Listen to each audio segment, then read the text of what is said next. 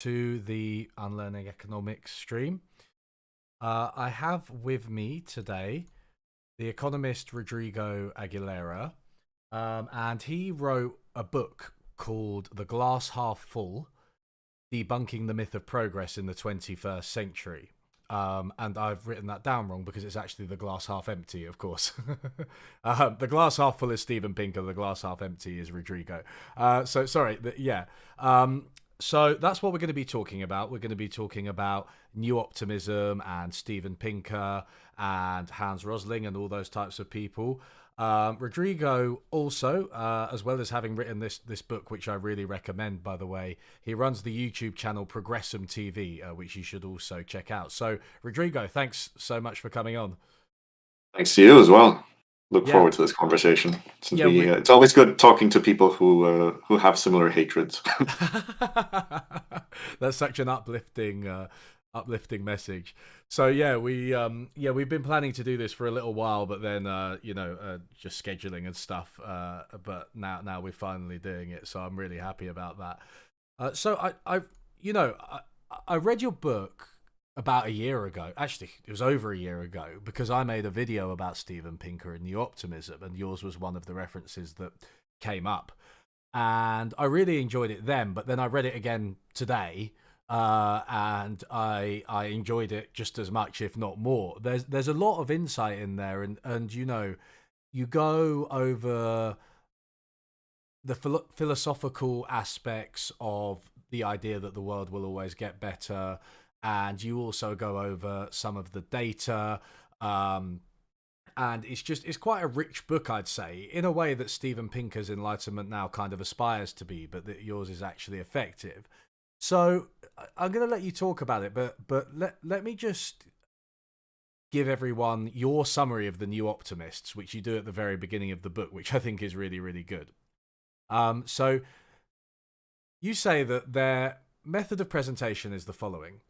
Number one, present statistical facts that demonstrate the material and moral improvement of humanity. 2. Imply that those who deny or question progress have no rational claim for doing so. 3. Attribute this progress to the causes that fit your beliefs.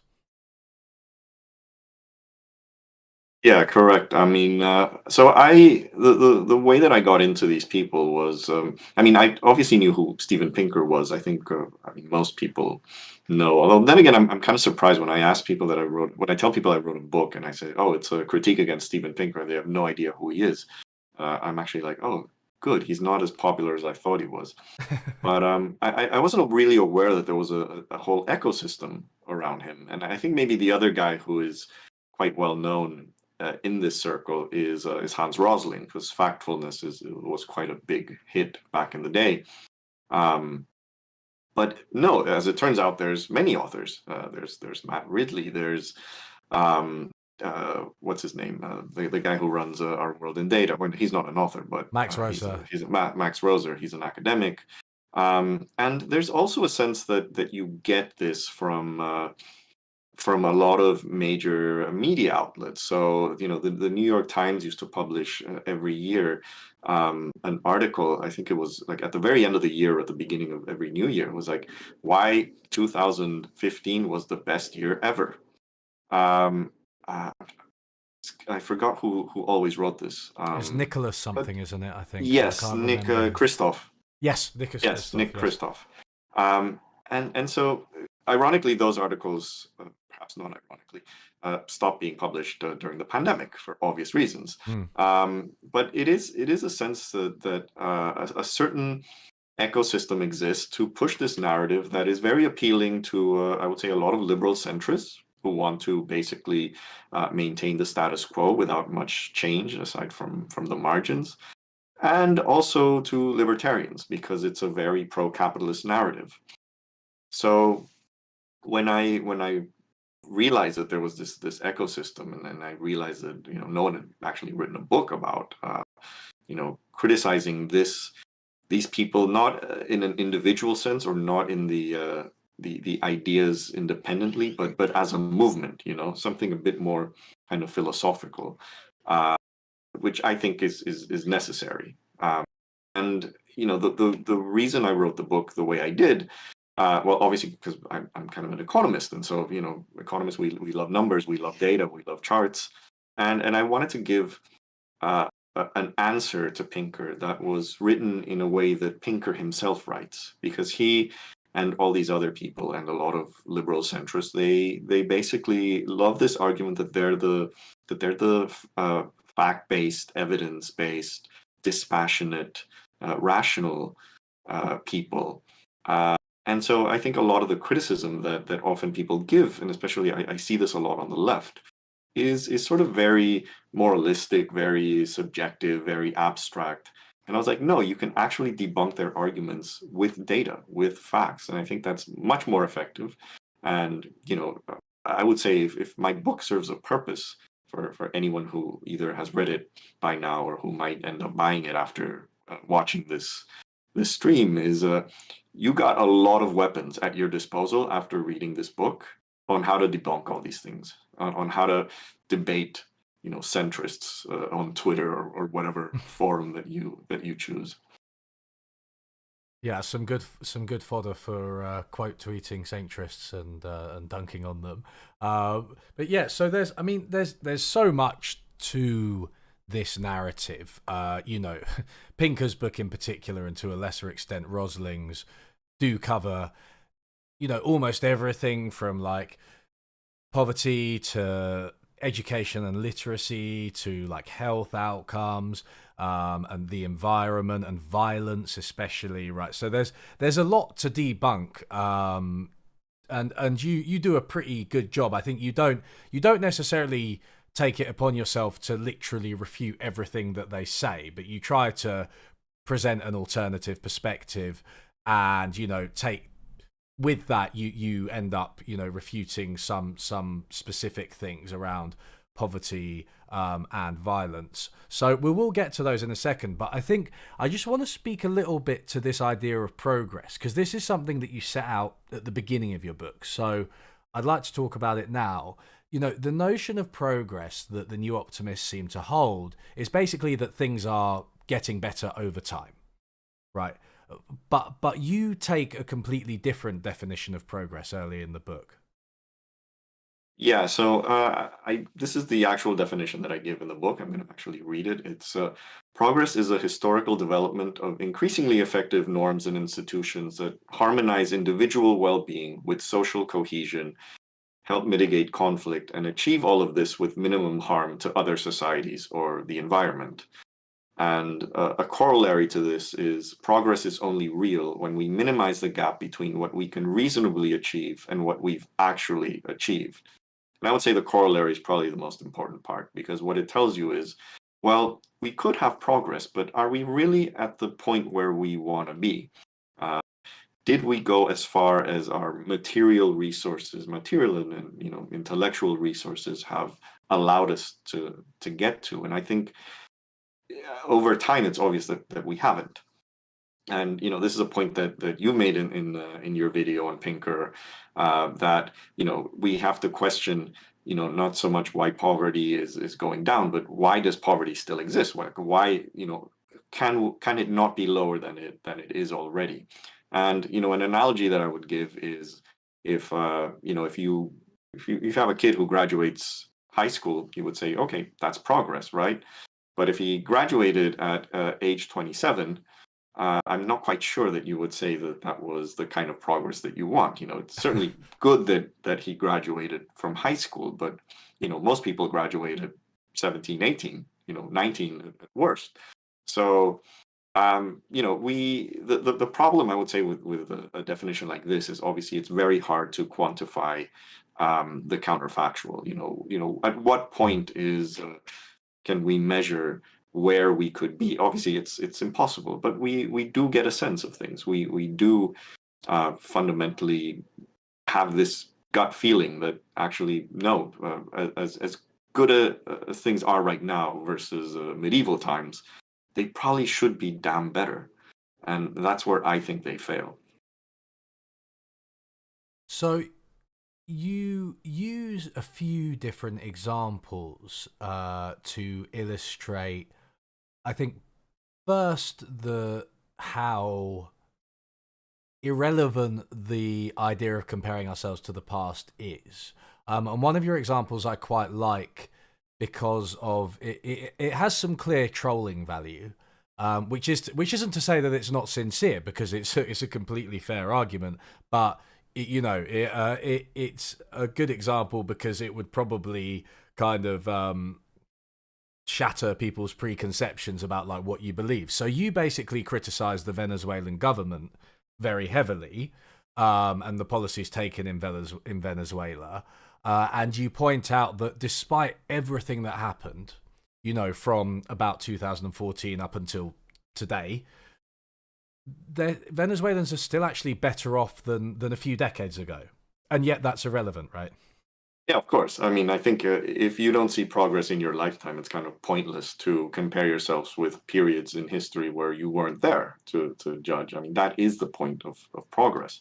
Um, and in the Venezuelan case, you're absolutely right. I obviously did it for trolling, because it's just such an absurd example of this that it's hard to look at Pinker and think that his version of progress makes sense when you apply it to the Venezuelan case. And in the book, I point out numerous, almost every indicator of, I would say, social and economic progress. Venezuela is better off now than it was 50 years ago. I think the only one where it's worse is probably crime. Um, but in everything else, GDP, life expectancy, etc., any Venezuelan today can argue that they're better off than their grandparents. And yet, if you went to Venezuela and gave them that, if Pinker went, hey Venezuela, actually you're not doing that bad because your GDP is higher than 100 years ago, you'd end up in one of the homicide statistics.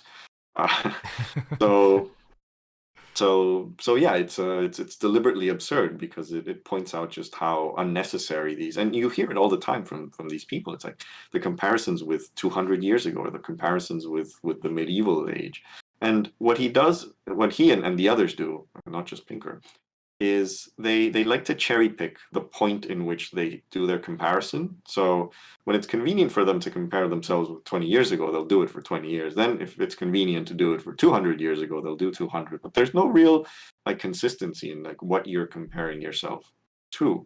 And especially once you go back to, obviously there's big problems if you're starting to compare yourself with like pre-industrial times, even more if you're going to compare yourself with pre-enlightenment times. But yet he does that. He does that all the time. He goes through history and just makes comparisons that aren't consistent. So I don't know how he can get away with it. Yeah, I have noticed that. I think I can't remember who else it was other than yourself that made a big point of this, and I think it was using the violence statistics that, sometimes it's like at one point it's like 500 years ago, and then it's like 20 years ago. But if you sort of reverse it for those different examples, then you get a completely different picture. So I think it's inconsistent, and I think one of the main things, and this is an important point that you really really hammer home, is not just the actual progress, let's call it, the declines in things that are bad and the increases in things that are good, but the how we explain them and to what causes they are attributed, right? So if you're just mixing and matching the time frames and then saying you've got one explanation, right? So in this case, it's the Enlightenment, if you take Pinker's book Enlightenment now. But sometimes you're only going back to, like, say, World War II, post-World War II, and saying there's been a decline in violence since then. And then other times you're going back to 500 years ago. Then suggesting that there's a unified explanation for that is completely ridiculous, no matter what that explanation is. Exactly, and I mean the whole point of his argument is basically to give a grand theory of everything, which has as its sole answer enlightenment and then the capitalism that emerged from that enlightenment. And he thinks that he can answer everything just on those two accounts. And so it's very simplistic. And a point that you also made in your video was how he criticized the spirit level as a grand theory of everything for the left, and yet he's doing the exact same thing from a centrist perspective. So yeah, um, it's just weird that he can seemingly get away with all of this. Yeah, I know, and it's interesting. I don't. I mean, I don't know that much about this, but I certainly. It seems to me that his explanation, his interpretation of the Enlightenment, has been questioned, right? So his explanation and the way he connects it to the gains that we have seen have really been questioned. Do you know much about that? I mean, I don't dwell on that much. I'm not a philosopher myself, so I don't want to, go into detail on It these doesn't stop. issues. It doesn't stop Pinker. Doesn't stop. No, of course, it doesn't stop him from being an expert on economics, philosophy, and everything, despite the fact that he's neither of that. But I'm a bit more humble than that, and I'd rather not get into areas of expertise that I know that I don't have. Um, but yeah, it is indeed quite. I mean, I make various criticisms of his views on, in the chapter on war, his comments on Kant, for example. Uh, yeah, it's I just think, to the degree that what he's doing is basically just the status quo defense. That is the ultimate argument behind that. Um, he can just argue this. I get the feeling that his argument is that, capitalism it's a very Fukuyamist sort of argument, kind of an Mm, end of history, that, enlightenment is the final stage of human political philosophical existence, in particular liberal democracy, and then capitalism, and that's it. We can criticize things on the margins, but he doesn't offer any fundamental structuralist critique of the status quo. And I think that's ultimately what reveals him for what he is, which is essentially a gatekeeper. And you can see this in sort of the world that he inhabits, the people that he's around. He's always with these, sort of establishment liberal billionaires and kind of Davos elite types. I mean, there's a famous picture, or I would say infamous picture, of him hanging out with Jeffrey Epstein and some other, mm, Larry Summers, and this kind of cabal of people. And it's people who are, uh, very close to power, or are in power, very close to financial power as well. Um, and I think he has been trying really, really hard. I think this is his kind of professional objective, is to be sort of the intellectual voice that legitimizes all of this. mm. And it kind of reminds me what some people say about, like, the Wall Street Journal, that the news section tells people how to get rich, and then the op-ed section sort of how to justify being rich. And I feel that's sort of his purpose in life. That's what he's trying to do, to be that voice that legitimizes all of this. And and it's worked, because then you have Bill Gates basically, always fawning over whatever book he publishes. It's always in his favorite book list of the year. So it works. It's the kind of message that economic elites, certain political elites, want to hear. Mm. Yeah, I think one of the, I mean, Pinker has some very frustrating tendencies, and I don't want to dwell on him too much, but let's rant a little bit about it before we talk about some of the statistics. But he does have a habit of basically, and this goes back to your description of the New Optimist.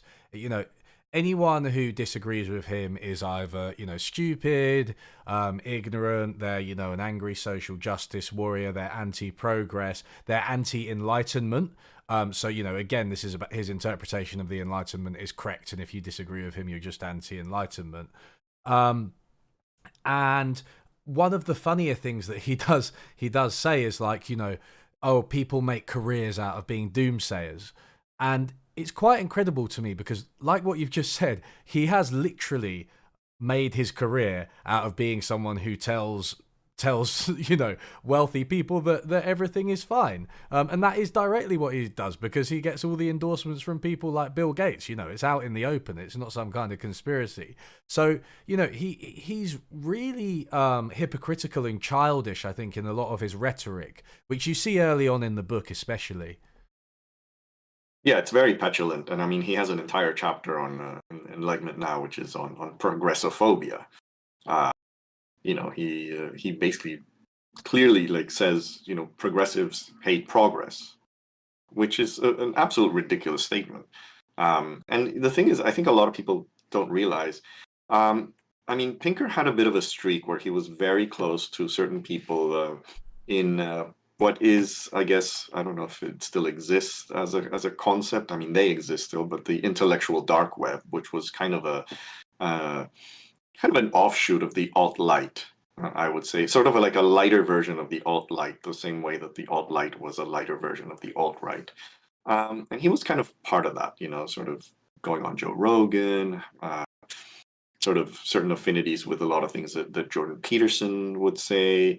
I remember Jordan Peterson in his debate with Slavoj Žižek basically made a lot of points that Pinker made. So there's definitely an affinity, and it's definitely the message that he is giving is appealing to these people as well. But he has quite a streak going on in terms of how anti-woke he is and anti-progressive he is. He wrote a very just absolutely horrendous uh, article on I think it was a college newspaper. I forget which one. It's in the book I quoted, where he basically like argues that campus rape isn't really a big thing. If you go back to his book, the not the Better Angels of Our Nature, but A blank the slate. Blank Slate, yeah, which I think was from 2011-ish. So this was well before kind of all this SJW hysteria emerged. I mean, he has some chapters there that just kind of have nothing to do with what he's planning to write. So he has a book on, I don't remember if I think it's on gender or feminism. I don't know. And it's all like a third of that chapter is just basically kind of downplaying rape as a historical uh, thing. And it's really odd. It's just like he's definitely with that kind of alt-light mindset. And when you see chapters like this in Enlightenment Now, I think it should not be surprising at all, given all that he's written in the past about these things. So he is definitely biased. He's not this dispassionate, uh, unemotional guy who only talks about facts and figures. He's very biased. He's very much an ideologue, and I genuinely wish people who read him saw through it. Yeah, absolutely. I mean, we're all biased, but at least at least acknowledge it. Stop pretending that you're above it all. And I think the people who pretend that they're above it all are typically the worst culprits. I mean, while we're on the subject of biases, you have an interesting section in your book about cognitive bias, and I'm a behavioral economist, so I was, this really spoke to me. Pinker does have a habit of basically attributing people's disagreements, or people's pessimism, I should say, to cognitive biases. But you point out that, I mean, this actually really annoys me as a behavioral economist, because you see this sometimes. People are like, they take behavioral economics in a really shallow way, and they basically say anyone who disagrees with me is suffering from a cognitive bias. And it's like, look, do you know how many cognitive biases there are? There are like 160 on Wikipedia. Some of them help us, some of them maybe not so much, dependent on context. We all suffer from them. We all have biases in various directions. You can't just take one political ideology and say that that one's not biased, and accuse all your opponents of being biased. It's absolutely a complete misapplication of the idea. So yeah. But you go on to list like quite a few that Pinker and the New Optimist could plausibly be said to suffer from. Yeah, so there's a number of, yeah, I mean, I don't deny that there are plenty of cognitive biases. I mean, the ones that he's mentioned, I don't fundamentally disagree that these don't exist.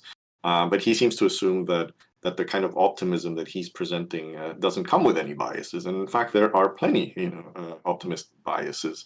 The biases that throughout history have been led to financial crises.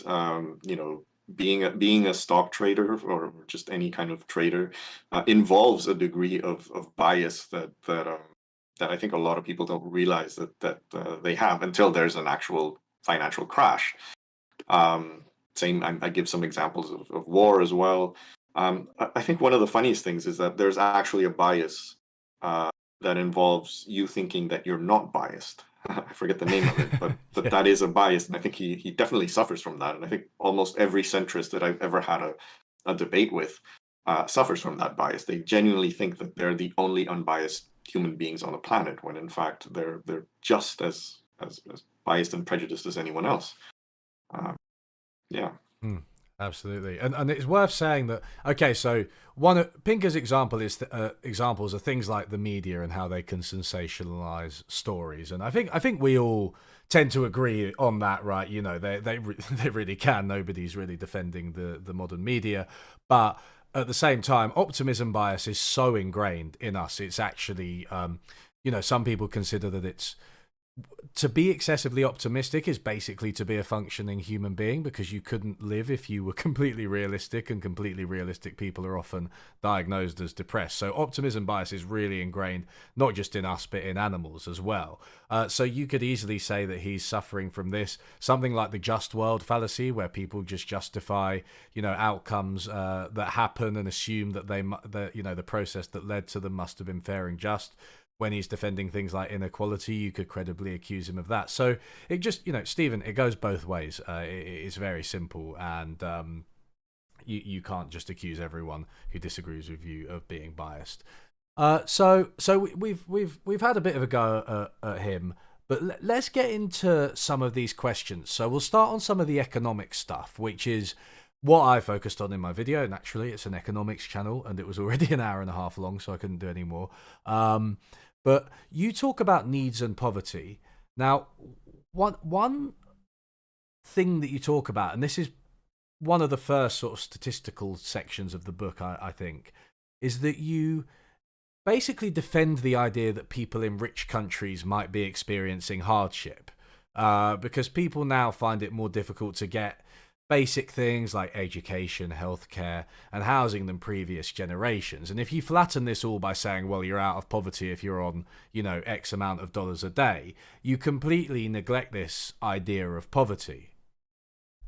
Yeah, I mean, you neglect the idea of poverty, not so much poverty, I would say, because obviously, if we're going to define some kind of global standard on poverty, it's clear that most people in a country like Britain aren't poor by that standard, but there's many other types of deprivations that they have, and there's also, the I guess the idea that there is more hardship, that this sort of post financial crisis generation is going to be the first one in a long time that has a demonstrably inferior standard of living than the ones before it. And you can measure this in many ways. You can measure it, you know, in countries like the US, and I think even in the UK, by lower life expectancy. I mean, this is, I mean, if you have to like give one single figure on on progress, this kind of is the one, I would say.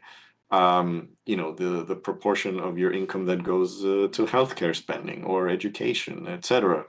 Um, the fact is that a lot of the things that I think make our life kind of materially plentiful have exist because they're cheaper, but in many ways this is offset by the fact that other things that don't really provide us much happiness, uh, because they are sort of necessities in life, like healthcare, education, are more expensive. So you end up with not really, when you look at exactly how much people are spending on these necessities, it hasn't really changed much in the last couple of years. And then the sacrifice that people have to make, for example, in getting a mortgage these days in the UK is absolutely absurd. I mean, you see, in London, housing relative to income in the 90s was probably maybe three times, four at worst, whereas now it's 10 or more. In some boroughs, it's up to 15. So you can't really say that this is an improvement in living conditions for a significant amount of people. And also, again, what is most damning, I would say, is why can't we solve these issues? I think the housing issue is very, very, it's a very good example of just something that, this is an asset that is taken, almost as an investment, but really it's a social good. It's something that we all fundamentally believe every human being should have: housing. And so to not have the right policies, and this is damning not just in the UK. I mean, the UK is definitely one of the worst examples, but it's happening in a lot of the Western world. Is why can't these societies build more houses? Why can't they make houses cheaper? And when you think about all the factors that contribute to houses being so unaffordable to so many people, is when you realize, is this really kind of the system that we want to live in? That single-handedly, the US can build, um, a stealth bomber and an aircraft carrier that costs billions of dollars, and it's the most sophisticated thing that anyone has seen, and yet you can't just build more homes. So that is, I think, if you look at a lot of the numbers on this, it's not good for the Pinker argument, because when if you're going to just compare this with 100, 200 years ago, fine, yes, there has been a huge amount of material progress. People's lives are better and they're easier than 100 years ago. But ask these generations, young people, ask people under 40 or even under 45, whether life is easier for them than how it was for their parents for certain very important aspects of life, and they'll say no, and they're right. Yeah, yeah. You're completely right. Of course, somebody who's living, let's say on minimum wage in the UK, who's struggling to get by, they're in, they're facing. I think it's a good word for it, deprivation, right? They're facing a deprivation. Their poverty or their deprivation is obviously not the same as somebody who is, scrambling around in trash heaps for dinner in a much poorer country. But it's still a deprivation, and if that's got worse, among a certain generations and over time in richer countries, then it's something that isn't progress, and it's actually going backwards. I mean, if you think about somebody who's, say, working two jobs, really struggling to make ends meet, just about reaching the kind of socially necessary standard of living in the UK, they're obviously going to be miles above the international poverty line. They're going to be, they're going to be really far above it. And to be honest, I think even your average homeless person in London is probably quite far above the international poverty line if they get a few quid a day from people walking by. But that completely misses the point. If that's just where your notion of poverty ends, then you completely miss the point, right? I mean, you only need 2 quid a day to to Yeah, be not poor, according to the World Bank. yeah, So yeah, exactly. So yeah, I think that segues nicely to this line, right? To this global poverty line, because I think this is the crowning jewel for New Optimists. I feel like I see this graph more than any other brought up. The massive decline in absolute poverty, people living under $1.90 a day over the past few decades, and it hides a lot, right? oh yeah, yeah. I mean, so this is definitely one of the things that I think we should devote some time and analysis to, because this is the one you all want to debunk. So where does this poverty line come from? It was originally $1 a day, and it was developed by the World Bank, because that was they realized that the average poverty line, national poverty. So obviously every country has its own poverty line. Its own economists define what is the poverty line for that country, but they're not necessarily equivalent to each other. Um, some countries it's much stricter than others. For example, I'm from Mexico. Mexico's poverty line tends to be among the strictest in Latin America. So it gives the impression that Mexico is poorer than a lot of South American countries that probably are poorer than Mexico in many ways, but that's only because our poverty line is, I guess, less lenient than others in terms of what counts as a poor person. So they averaged this for a couple dozen countries, and they came out with a number that was very close to one. So they're like, oh, okay, so it sounds, it's a very catchy sort of dollar a day um, Mm. number, right? And so over time, that number gets adjusted. In fact, they recently adjusted it uh, in, I think it was May of this year. I think it's yeah, it was May. So now it's 215. It was 190 when I wrote the book. So they adjust it every couple of years when they basically adjust, they make new calculations for a concept known as purchasing power parity. And I think it is absolutely essential for everyone to understand what purchasing power parity means, because once you know what PPP means, you realize how absurd the international poverty line is. So purchasing power parity basically means how much uh, if you say 190 a day using a purchasing power parity for 2011, which I think was the year when I wrote the book that it was all based in, it is based on the purchasing power relative to a country, this being the US, in that year. So it's 190. How does someone in the US in 2011 live with 190 a day? That's the poverty line. So the beauty of this number is that it avoids kind of the messy things of, because a lot of people think it's like, oh, $190 in Zambia. Well, $1.90 in Zambia will probably get you kind of far, right? But that's not what it's measuring.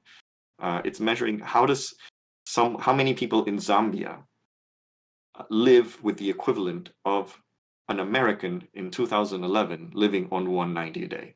And if you've lived in the US, you know that 190 a day will get you absolutely nowhere. That is almost a starvation wage. Oh, it's preposterously low. It's unimaginable. It's unimaginable.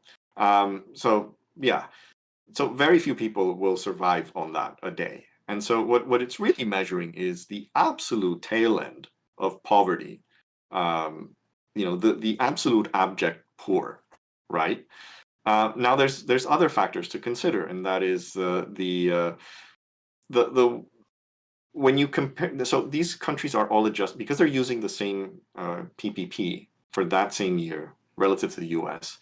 It might seem that, well, it doesn't matter that 190 a day in Norway versus in US and Zambia, and it's all the same. But it actually is, because all that is measuring is purchasing power. It's not measuring a lot of other things that people need. So for example, if you live in Midwest USA, you will probably need a car to go to work, right?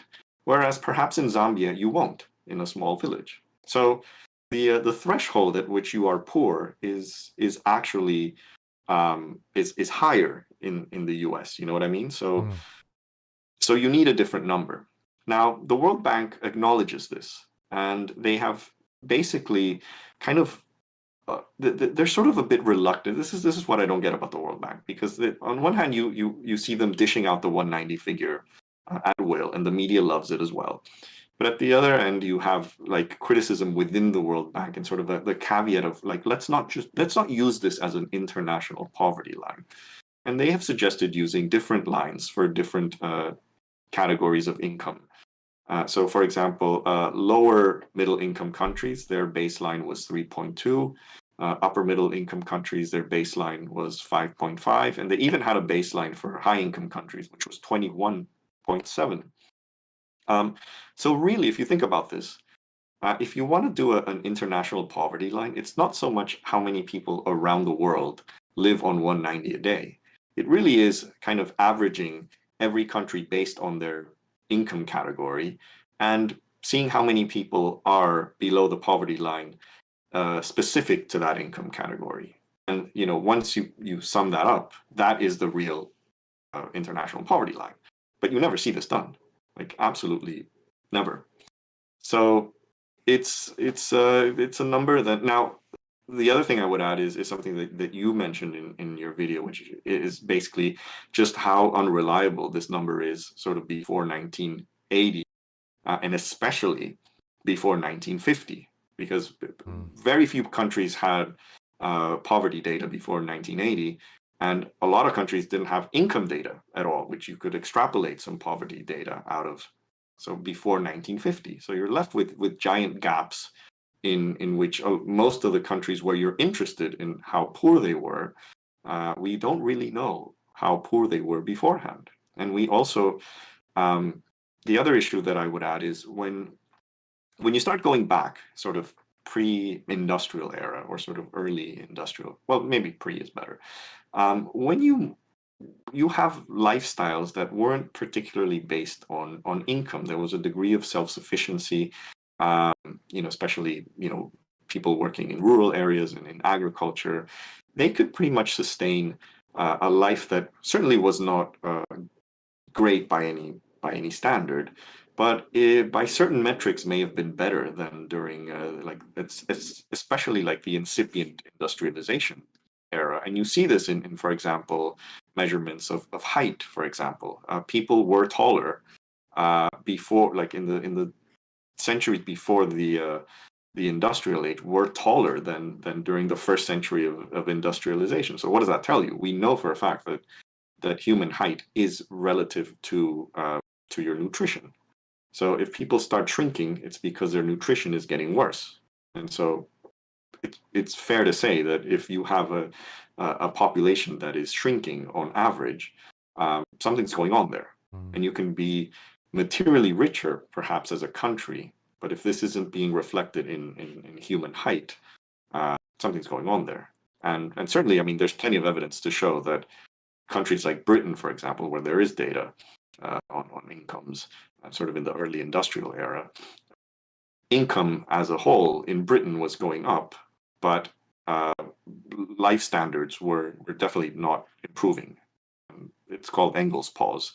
Mm. Uh, and it was only until sort of the second wave of industrialization that you had improvements in the standard of living.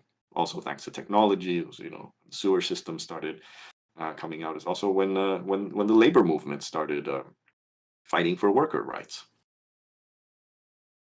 Yeah, so it's worth noting. I mean, there was a lot of interesting stuff there. So it's worth noting that a decline in human height on average is a signal of something very, very bad.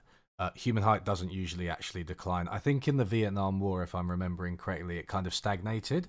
And the Vietnam War was obviously absolutely horrible and involved mass carpet bombing of people and nature incessantly, and killed millions. But height in the Vietnam War, I think, was roughly kind of stagnant. You're talking about early industrialization leading to human height actually declining, right? So that really is a really, really negative signal. That and yeah, I mean everything you said about the global poverty line, how it's defined within the US and $1.90 in the US. That's what you want to think about. You want to think about when you see $1.90, you want to think, what can $1.90 a day get me in the US? And the answer is nothing, right? And that just shows you how low it is.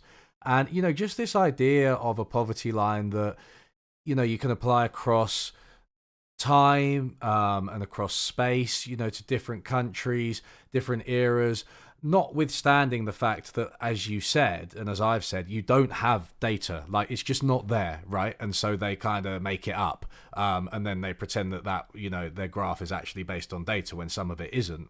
Notwithstanding that fact, it may be that the concepts you're applying to that era aren't particularly appropriate because, whereas, I mean, you might have something like going for you might be charged, for instance, to see some kind of beautiful natural landmark or something these days, whereas in the past, say, hunter-gatherer societies would have had that for free. And that's just a simple example of how marketization, it changes how we value things, and making it all else equal, generally speaking, the official statistics are gonna value things that aren't in the market less. So they're gonna make these eras look poorer in a broad sense than they were. Yeah, and I mean, we can definitely see a difference. I mean, from I guess I was born at a time when countries like Mexico were definitely not as dirt poor as they were in the past. But if you compare the type of poverty that was rampant in a country like Mexico 100 years ago, well, yeah, the country has improved significantly. I mean, you still see complete utter poverty and destitution in many parts, but it isn't as widespread as it was. So that sort of that degree of absolute abject poverty, we can say has improved, but you look at the numbers that they give, and the percentage of the population living on this equivalent of 190 a day just seems ridiculous to think that like 80% of humanity lived that way. Um, if they were using a baseline that was slightly more generous, I would find it believable. But I just struggle to imagine how people were living on 190 a day US PPP in 1820, like 80, Mm. 90% of the world population was living like that. It just Yeah, I doesn't make think sense. it was the chairman of the National Statistics Office in Kenya who said, like, if you're right, then half of my people are dead. Because, like, it isn't quite. It's just, people need more than that to survive. And I think Robert Allen as well, who's someone that I've cited, he has a slightly more optimistic assessment of some of the living standards in the past, which naturally would tend to mean that the decline in poverty is lower in recent years. So returning to your definition of poverty, which we talked about at the beginning, this is really relevant in the discussion of poverty, because you talk about progress as the minimizing the gap between where we could be and where we are. And what you say is that, with poverty, we could do much more to solve poverty, but we don't. And neoliberal capitalism, which has been favored by people like Pinker, and to a much greater extent, someone like, for example, Matt Ridley, who's much more in the libertarian camp. Pinker's more of a soft neoliberal, like he advocates some social safety nets. But Yeah. yeah, there are a lot of libertarians that push this narrative as well, that free market capitalism is responsible for this decline in poverty. But you use a number of case studies to say, that's really not the case. And one in particular that I thought was really powerful was your discussion of the AIDS crisis in Africa. Yeah, so the AIDS crisis is a very good example of capitalism, especially neoliberal capitalism, because I think in any other era, even in a capitalist era, if this had happened in the 50s or 60s, it would have been better. Mm. I mean, the real tragedy was it happened like in peak neoliberalism. And so the problem with AIDS is that um, there were drugs that were developed, these antiretrovirals, and they started coming out in the market. I think was it like late 80s or early 90s, and they're very effective. I mean, they basically stop. If you give them to someone who has HIV positive, it helps it not progress into AIDS. And the problem, of course, is that all these medicines are patented. All these drugs are patented, and pharmaceutical companies have obviously a big incentive to sell them at market prices, whether it's in the first world or the third world.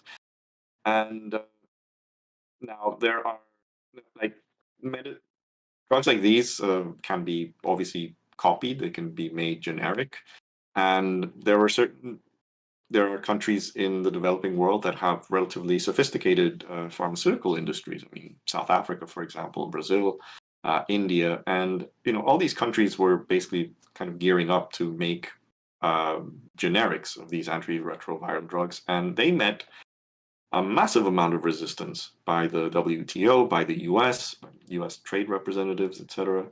And they were basically, forced to, there were changes to, the WTO tightened their patent protections and sort of forced every country to sign up for these things.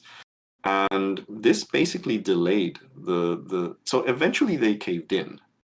Eventually these drugs became available, but it was almost like a decade too late.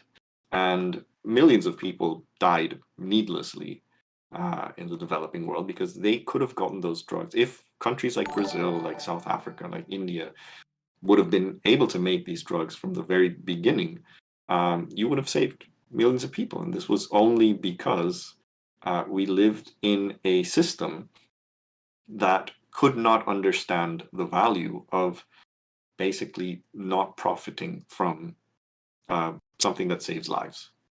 And the fact that you never hear this from I mean, you just see the charts of, our world in data will just show you the chart of like AIDS deaths going down after a while. But it's like, well, why didn't they go down sooner? We had those drugs before.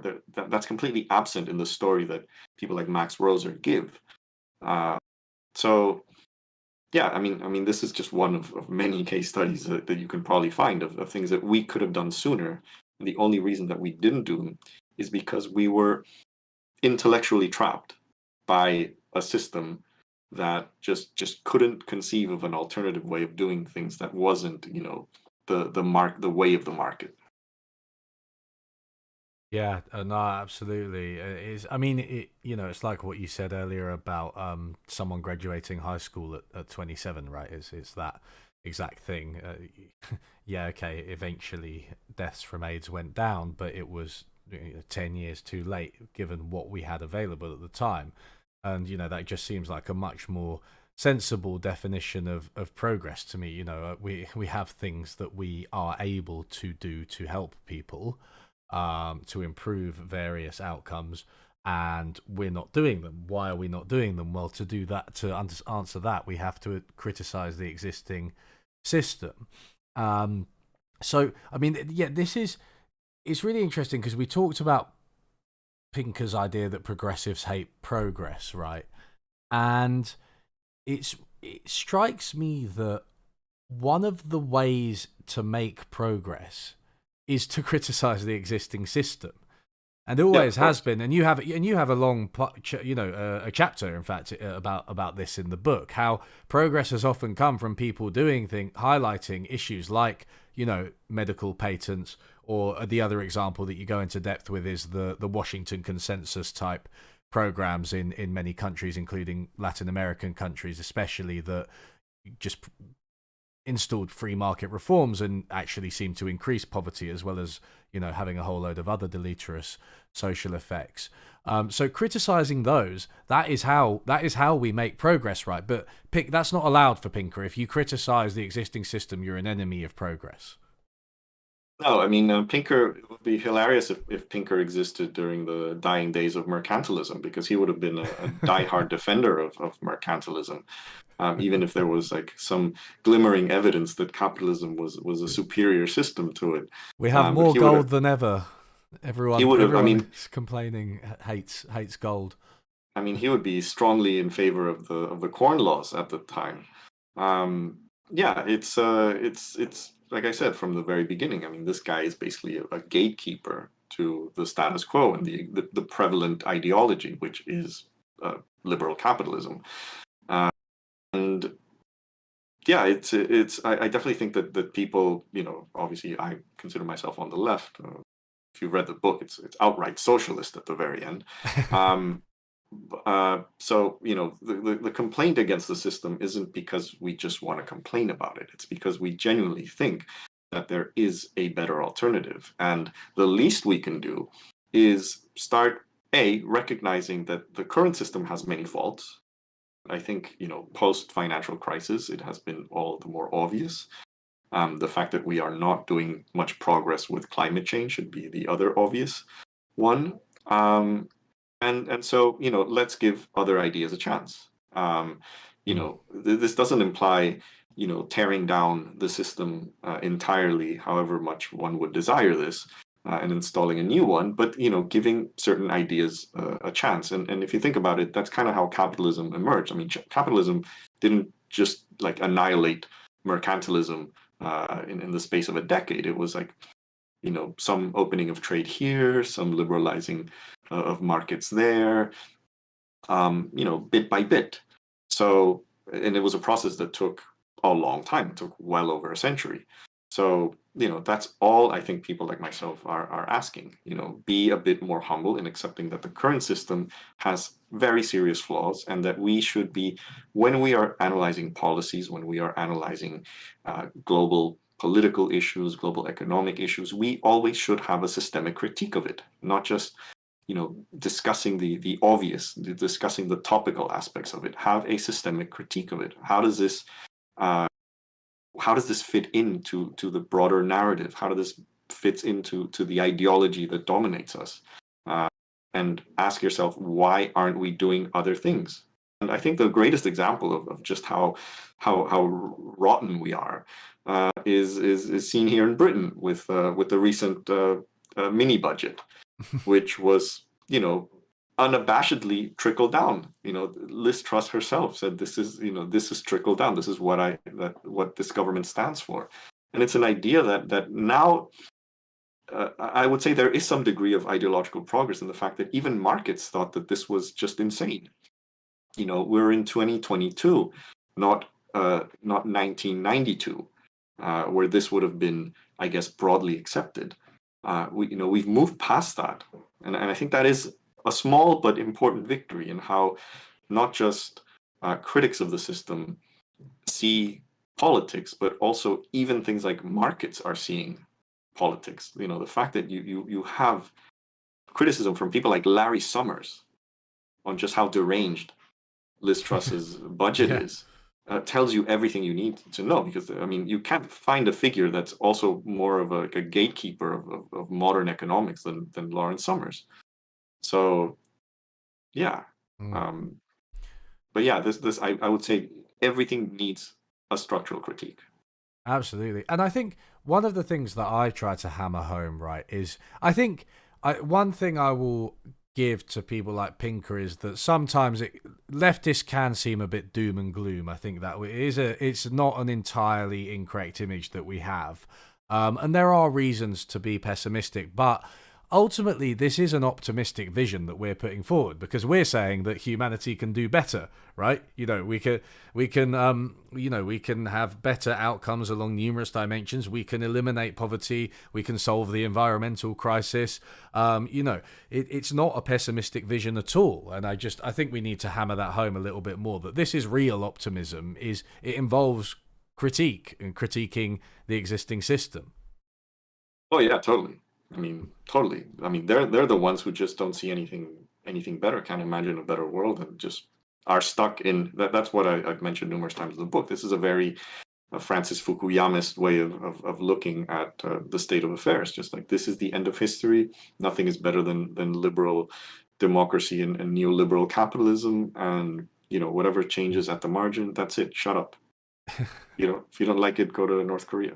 I think, one the YouTuber Lonerbox, I'm not sure if you're familiar with them, but they said that liberals are tragically born without imaginations, and it's something that stuck with me.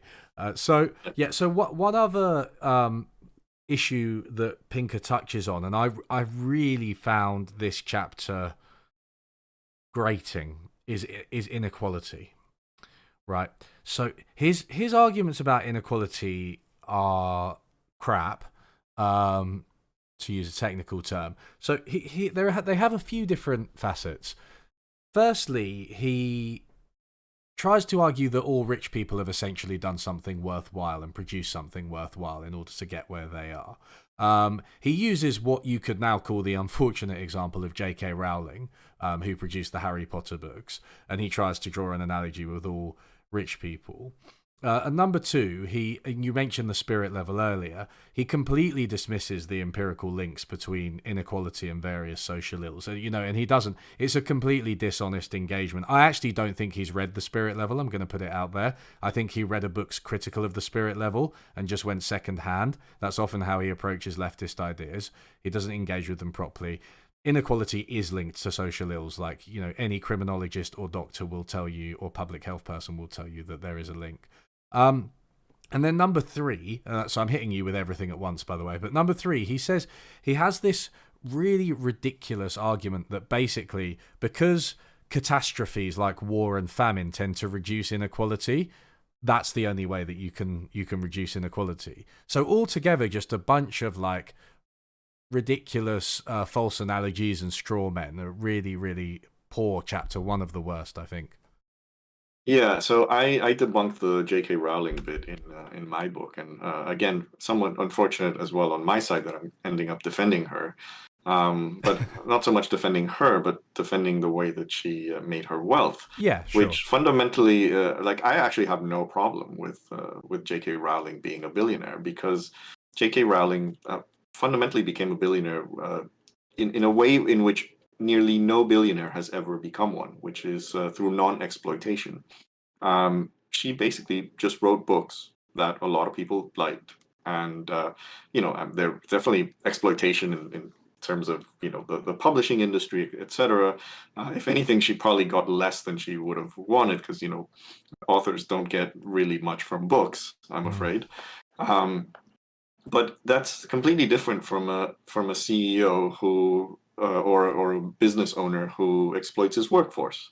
And I think that is much more problematic. And I think if, a lot of people complain about celebrities being too rich, footballers being too rich, etc. There was some people on Twitter complaining that I think Gary Neville was on the BBC and giving some left-wing rant there, which and Gary Lineker.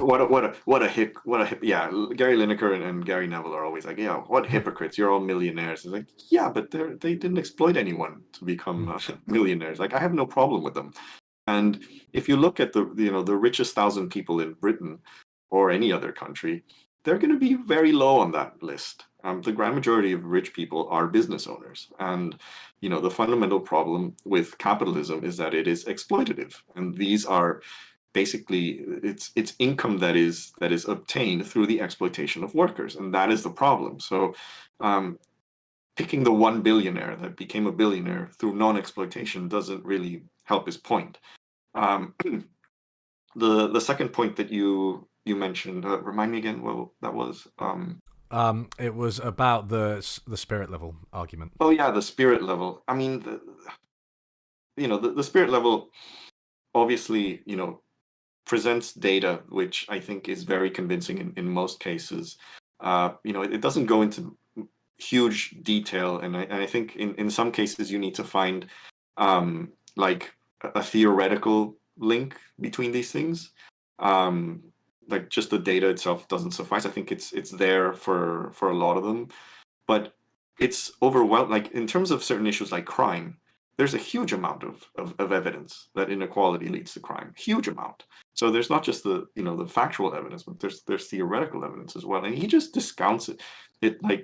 I remember it reminded me, actually, I think he might have just read the Economist's review of the spirit level, because the Economist came out with a really terrible review of it. And their argument was basically like, well, how is it possible that the suicide rate in Japan is so much higher, despite the fact that they're a much more egalitarian society? Ah, gotcha. And it's like, come on.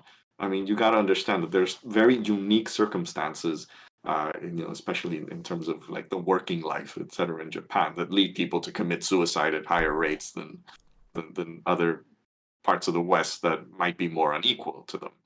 So it's very petulant. It's an issue that he doesn't really go into detail in addressing. And I think what he fails to do is, so at the beginning of this conversation, said you don't really you don't debunk absolutely everything that he writes, because if I did, I would need like a 5-volume book, because debunking something always takes more effort than talking bullshit. That's a fact, and we know this from Twitter. So you can't debunk everything, but you can debunk the main points. And I think I say this at the very beginning of my book. Like, the purpose of this book is to debunk his main ones. And once you debunk the main ones, then the secondary ones will all be cast into doubt. And he doesn't even do that with the spirit level. Like, if he had debunked one of the major claims that the spirit level makes, then I think it would be credible to think that, well, okay, maybe he has a point, maybe the book is exaggerating a bit, whatever. But he doesn't even do that.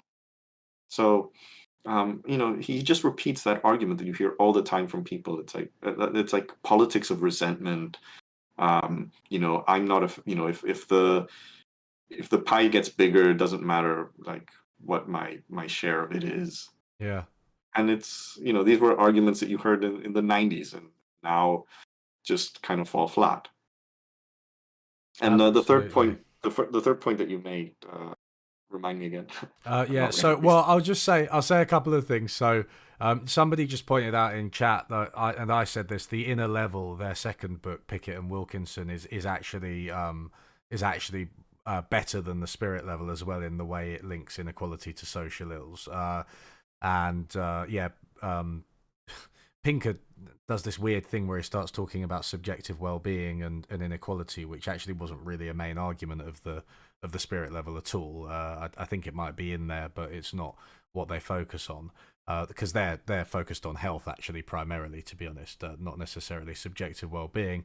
But yeah, the inner level I would recommend probably above the spirit level as being quite convincing. You did set chat off a bit by saying you were okay with J.K. Rowling being a billionaire, which was quite funny. But this leads to the second point, the third point, actually, I should say, which is that you said you're okay with the process by which she obtained her wealth. Presumably, you would probably support higher taxes on her.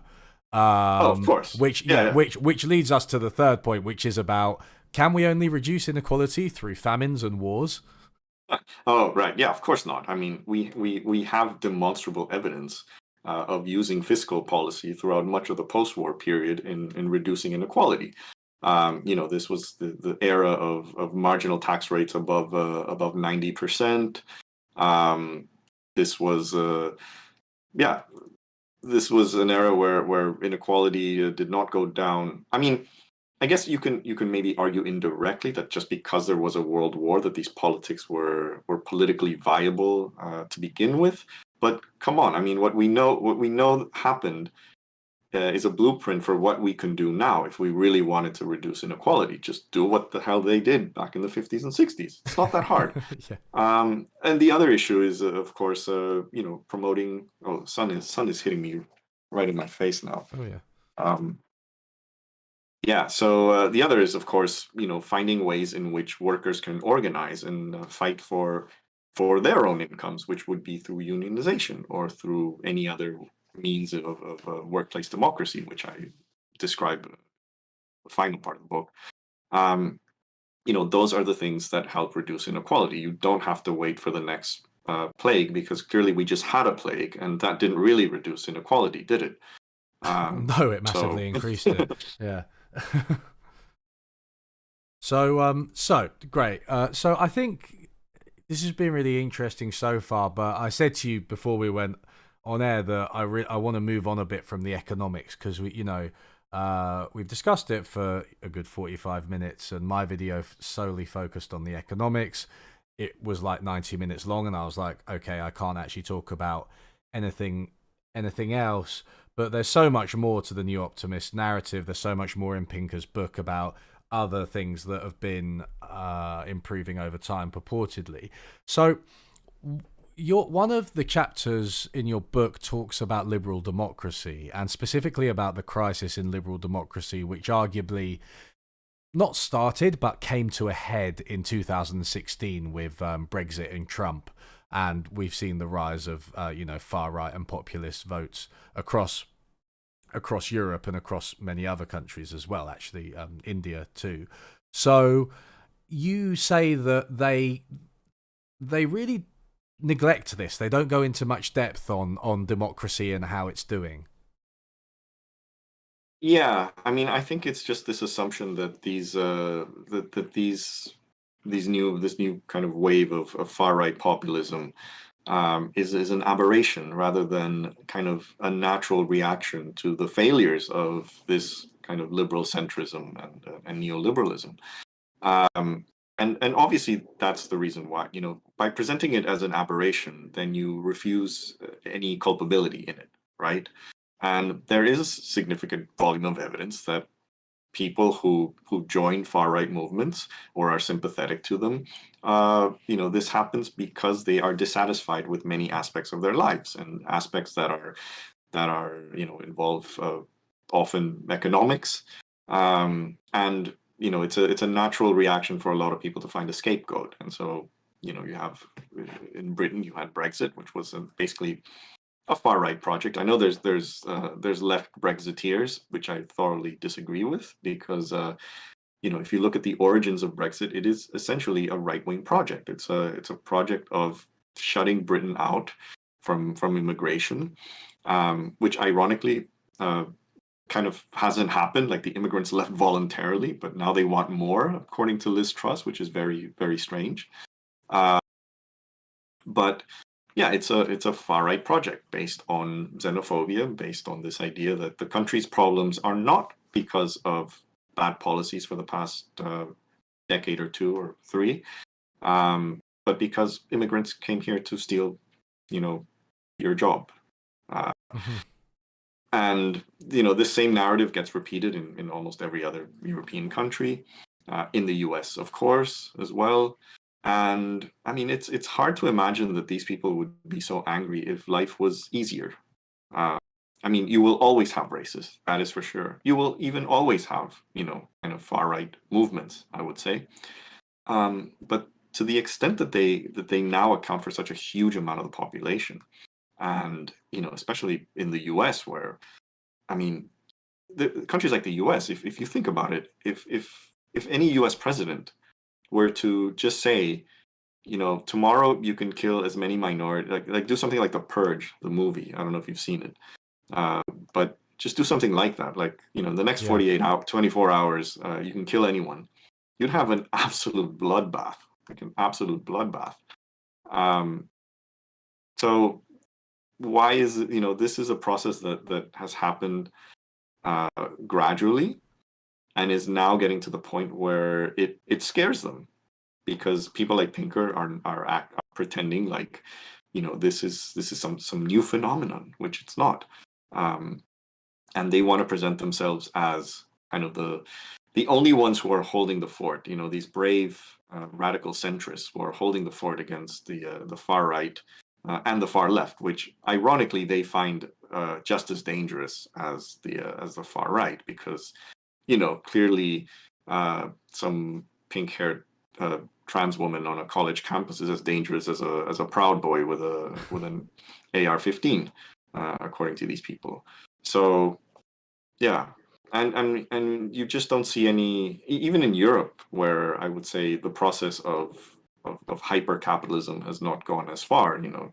Most European countries still have some semblance of a welfare state, a functional one at least. But in many ways, the same factors that have contributed to lower living standards that we've discussed, and that in my book is mostly focused on the Anglo-Saxon countries, the US and the UK, are present to some degree in Europe as well. Like housing, for example, almost every Mm. European country has some sort of a housing crisis. So, and then, post-crisis, post-financial crisis, austerity as well, the inability to fund these services, which even though they exist, are perhaps not in the same state as they were before. So it's a feeling of things are getting worse. Who am I going to blame? Um, Brown guy who moved Yeah. next door. Yeah, there was research linking well, firstly, I think austerity in the UK to Brexit votes, and there's also been research linking, for example, trade deals in the US to voting for Trump. So it is, it's groups of people who have basically been left behind in one way or another, and who are understandably, frustrated with the system. And there has been a kind of decline in trust and political participation, which has been going on for a long time. And without addressing it, it comes out in these outwardly racist and anti-democratic ways. So I think, I mean, it's a pretty straightforward argument. I mean, one of the things Pinker does again, is he kind of has a habit of dismissing it as wrong. If you're dissatisfied with politics, then you're wrong, right? He doesn't seem to want to understand why people don't trust politicians, for instance. Yeah, and I think also what he fails to, and this is a general problem with, I would say, most liberal centrists, is um, they don't realize that this narrative is now. So even if we accept the idea that, well, these are people who are perhaps disadvantaged in some way, or are seeing reduced living standards, or moving to the far right, just how easy it has been for the former center right to take this rhetoric and move even further to the right, because to some extent, this reflects the failure of the traditional ways in which these parties were doing politics. So the Republican Party, which, at some point was very much pro-market, now has like a populist slant and is like anti-NAFTA. I mean, they were all, they were kind of anti-NAFTA from the beginning, but not as, crazy populist in rhetoric. But then they come to power, and what they do is they just become even more extreme versions of what they used to be. So it's all about the rhetoric of, yeah, we're the ones that are now protecting working class interests from immigrants, etc. Once they come to, they say they're going to drain the swamp, but then once they come to power, they basically put all the crocodiles in power in office. So putting what's his name, what was his Treasury Secretary, Mnuchin, who was an ex-Goldman Sachs guy. Yeah. What credibility do you have as a right-wing populist catering to the working class when you put a guy like that to run the economy? Same with Britain. This is the story of pretty much the Tories, just getting more and more populist. And now the natural outcome is, Thatcher on steroids, because it's all about rhetoric. They don't care about the working class, which is, I think, the fundamental difference between modern fascism and old school fascism. That the old school fascist, they were certainly sort of pseudo capitalists, but they did have, Germany was in their, Hitler wanted Germany to be great in a real demonstrable way. Mussolini wanted the same with Italy. It's a very militaristic, imperialist version of greatness, of course. But Trump doesn't care about his country. Boris Johnson doesn't care about his country. They will sell it off tomorrow if they could. It's simply the rhetoric of MAGA. It's simply the rhetoric of Brexit is gonna give our country back. But they don't care. They absolutely don't care. They are the primary representatives of neoliberal capitalism. Just that they need to whitewash it because it's been such a failure that they cannot run on a political platform with it. So they have to run on the culture war stuff. They have to run on the populist stuff. But then they come to power and they forget all that. Yeah. Yeah, I mean, it's difficult to disagree when you've got the Tories who, Boris Johnson's government with Rishi Sunak as the Chancellor were kind of interventionists, certainly more so than the Tories have been in the past, and they were quite active during the pandemic economically, and even afterwards. But now you've got Liz Truss, who is unelected, it's worth saying, and she's just removed the top tax rate for people who earn £150,000 or more. And it's a really, really regressive budget. So you get these right-wing populists or whatever you want to call them, and they just the end result, despite what they say, just ends up being more neoliberalism, which obviously isn't going to address some of the underlying issues, right? With people, being left out and facing decline, whether absolute or relative, in their region. Yeah, and unfortunately, they benefit from the fact that a lot of this rhetoric gets to people. This is the famous Andrew Breitbart quote that politics is downstream from culture, which is, I guess, true in many respects. I mean, there are a significant amount of people that vote against their material interests because they don't like pronouns, or they saw a video of some kids at a completely harmless drag show, and for them that is the end of the world, and they're never going to vote for a party that is even remotely sympathetic to these things, but they will vote for the party that basically screws them over in every other conceivable way. So how do you get out of that? I honestly don't know. I mean, that's one of the things that just makes me bang my head against the wall, and I see it as well in my country. People sort of on Twitter who you can look at their profiles and they're pretty much nobodies, and there they are defending billionaires. It's like in a country like Mexico where social mobility is non-existent, when there's an inequality not just in income but in race, and you see this sort of brown Mexican guy defending all the white billionaires in Mexico, and you're like, yeah, man, you're just never going to sit on that table. You're never even going to get the breadcrumbs. You might be cleaning the table one day. That's it. I had there was that video which you may have seen on Twitter, because obviously the Queen died recently, and I did. we I wasn't aware of we had that. 2 weeks of utter nonsense, which absolutely removed whatever remaining sympathies I might have had for the Royals, I'm sorry to say.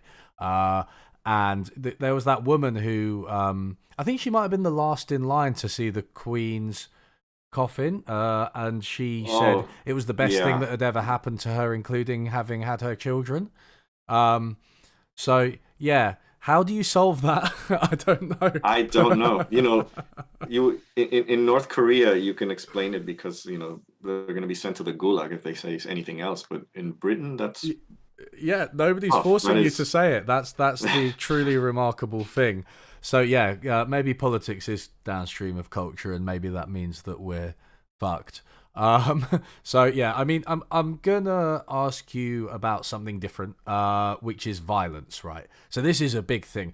This is basically, arguably, how Pinker got into this, right? Because he wrote Oh Better yeah. Angels of Our Nature, which I own, but I haven't fully read because it's like 700 pages long. And then he released Enlightenment Now, which was more wider in scope. But the argument is, like everything else, violence has got better over time. And you attack this. I think this is probably one of the strongest chapters in the book, because you critique it from a data centric perspective with straightforward graphs, but you also critique it from a qualitative perspective, because violence, perhaps more so than some of the other outcomes, it's really a multifaceted issue, and how we think about it can change over time. And some aspects of it can seem to get more brutal while other aspects get less brutal. And so could you maybe speak to that a bit? Because I found it really interesting. Yeah, so I mean, I'm an economist, but I've had a fascination since I've been young on anything that is, related to war. I'm not a warmonger, but it's still quite fascinating, I must say. And nowadays, I actually do some defense and security work on the side as well. So I do have some authority on this. And the issue is, he presents the issue of war and violence as the same way he presents the poverty numbers. Over time violence has gotten down. Look at us back in the medieval times. We were killing each other on every street corner, but now we're more civilized. Yay enlightenment, yay capitalism. And that's not really how it's worked. So the first point that I would make is that a reduction in violence is in itself not necessarily a good thing. And the example I would give you is when the Spanish conquered the New World, or Latin America, there clearly was a reduction of violence compared to what existed beforehand, because previous societies had wars, there were conflicts, etc. The Spanish came in and basically conquered everyone. So, is that a good thing necessarily? I would argue it not necessarily, if it ended up with a significant chunk of humanity basically subjugated by another. Same with colonialism in Africa and Asia. You can argue, for example, that France and Britain should have surrendered to the Nazis without a fight, and the Soviet Union as well, and there must have been less violence because World War II wouldn't have happened.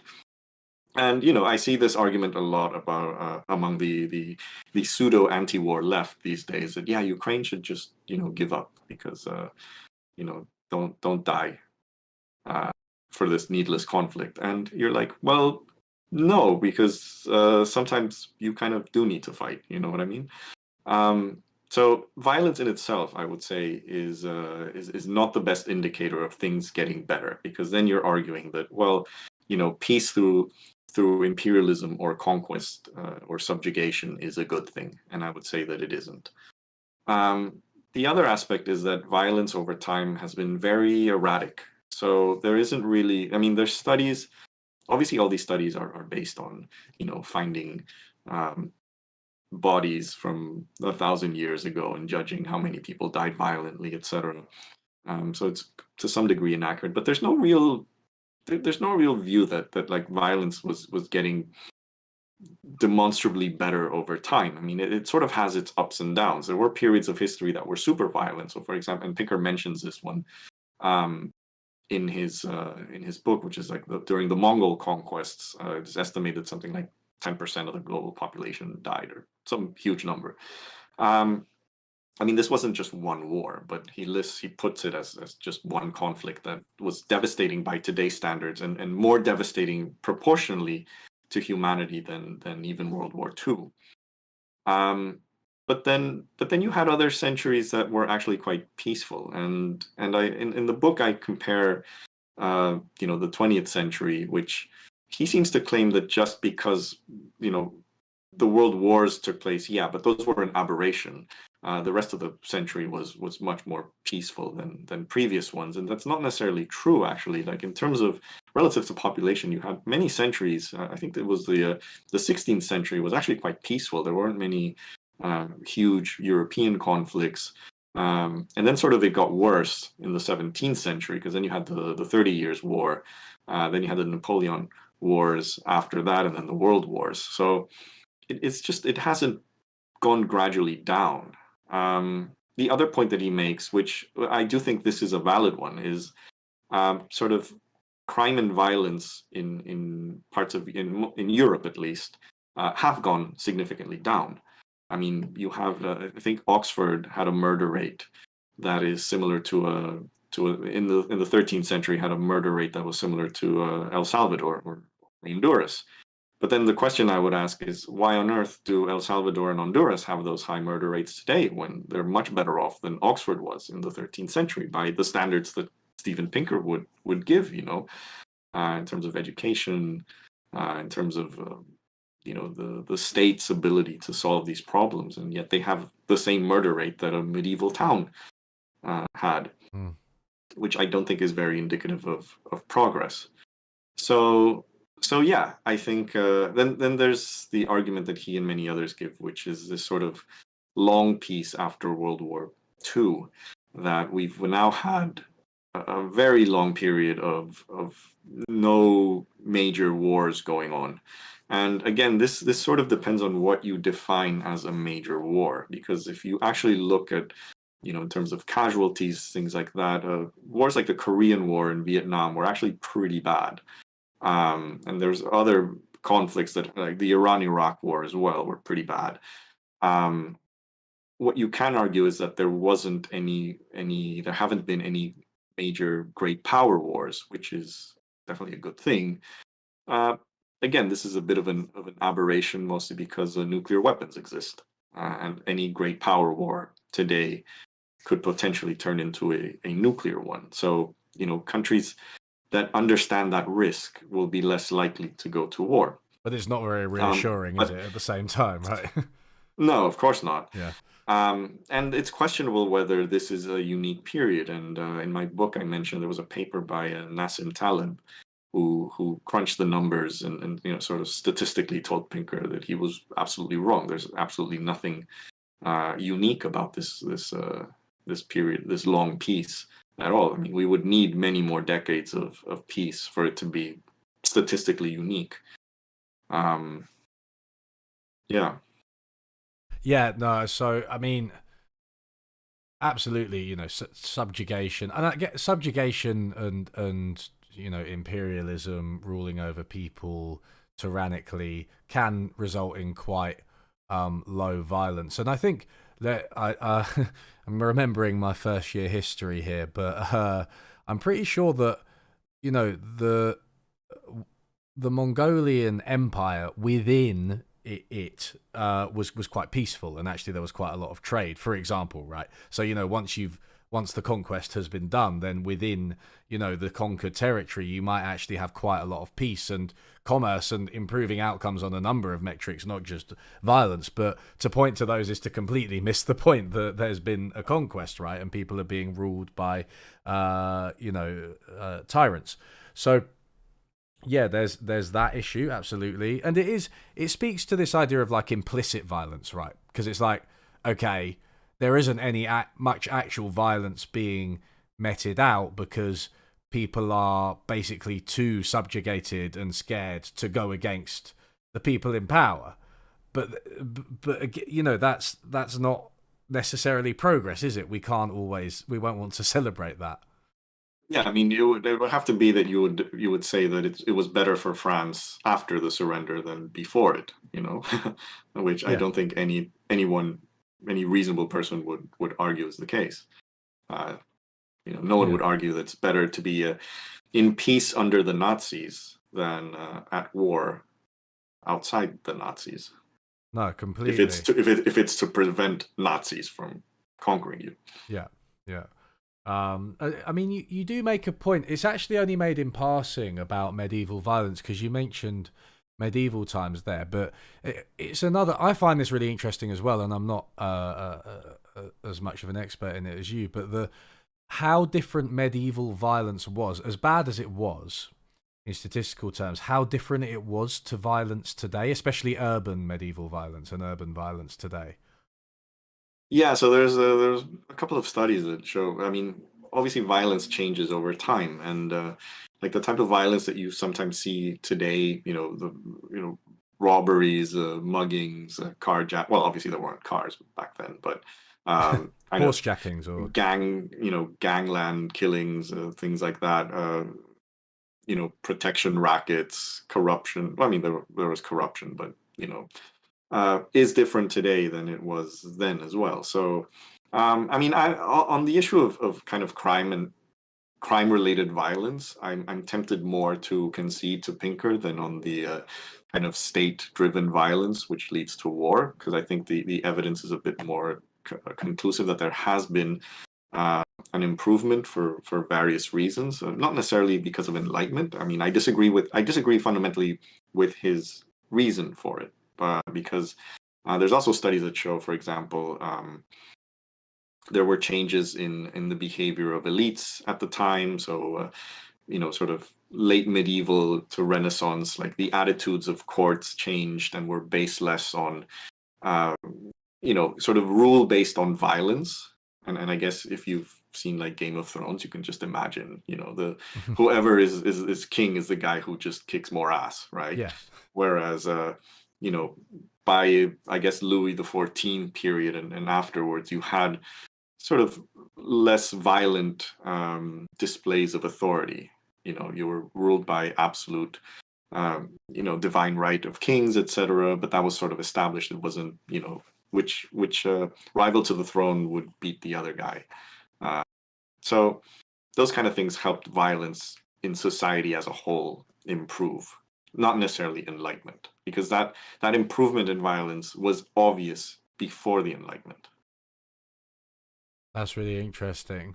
And more on this topic is you had a really nice turn of phrase. I'm not sure if it's yours or if it was from someone else, but you say war these days can be more brutal but less deadly. Right. So this returns to the issue of state violence, and I agree with you on crime. By the way, like I think it has improved for sure. But yeah, with state violence, how can war be more brutal but less deadly? So, well, obviously technology will make it much more brutal. The ability that we have with modern industrialized weapons to create violence is much, much bigger than before, when armies were basically just, guys with a musket and, a couple of artillery pieces. Whereas now we have, we can wipe a city off the planet even without using nuclear weapons. I mean, how many cities in Europe were basically bombed into the Stone Age during World War II?